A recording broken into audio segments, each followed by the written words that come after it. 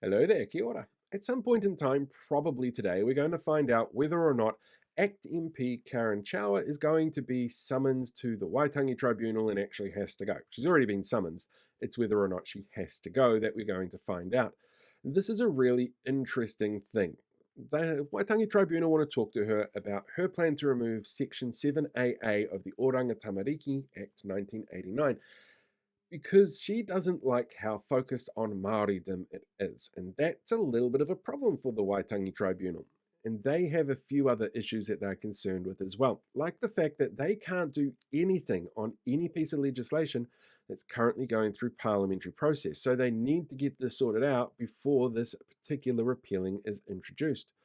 There's also the fact that Karen uses her own lived experiences as a reasoning behind why she wants this particular piece of legislation removed. When she was younger, she went into foster care and she felt that there were issues around her Māoridom and finding the right kind of foster parents for her at that time, and she felt the system failed her. And her lived experiences are what are feeding into her decisions to do this.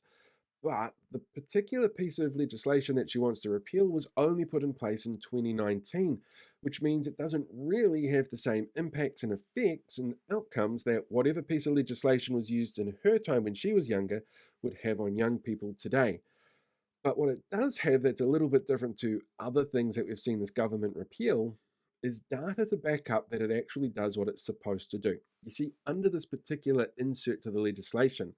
there were a couple of different criteria put in, like regular reporting from the CEO of Oranga Tamariki around what the outcomes have been, what the measures have been put in place to ensure that rangatahi Māori youth in particular were being kept within systems that were there to help and support them. And that might be something like an iwi or a hapu. It could be outside organisations that have come to Oranga Tamariki and said, we'd like to work with you. And under this piece of legislation, the CEO is supposed to meet them all and go, okay, how can we work together for better outcomes? You see, unlike something like Te Aka Whai Ora, the Māori Health Authority, which got kicked in the guts before it could get up and running, this piece of legislation has had data being fed back for the last few years that actually shows a remarkable improvement in outcomes, particularly towards rangatahi Māori youth. You see, before this act came into place in 2018, there was a huge amount of disparity between the number of distinct entries in care for Māori and non-Māori kids.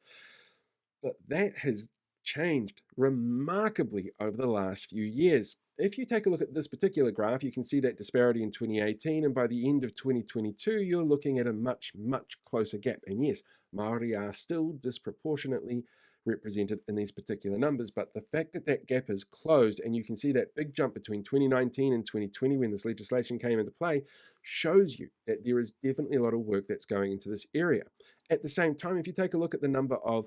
distinct references or referrals for assessment in general, those numbers have remained fairly consistent with a bit of a dip in 2022, but the difference between Māori and non-Māori has remained consistent, which means that the outcomes that we're seeing are working better for Māori than they were before. At the same time, if we look at the distinct number of tamariki in care in the middle of June 2022, there has been a huge drop in that as well. There's certainly been a minimal drop as well for non-Māori in care, but the number of Māori in care has dropped significantly, again, at the introduction of this act. And while the number of distinct reports of concern have been steadily going down over the last few years, and it's pretty evenly matched between Māori and non-Māori,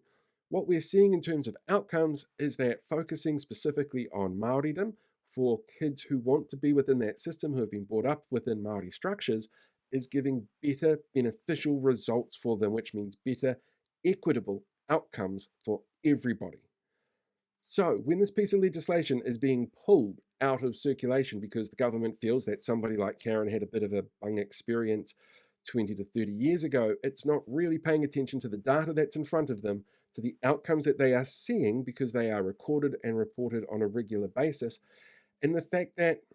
well, if it's working and they want to take it away, then perhaps what they're doing is not really paying attention to the data that's there because, well, their attitude towards anything Māori with this government is obviously not the greatest, which is more likely the reason why the Waitangi Tribunal want to get her in front of them so they can ask her questions to find out whether or not this is actually driven by lived experiences or whether or not it's just another action from this particular government to do something to denigrate Māori within society.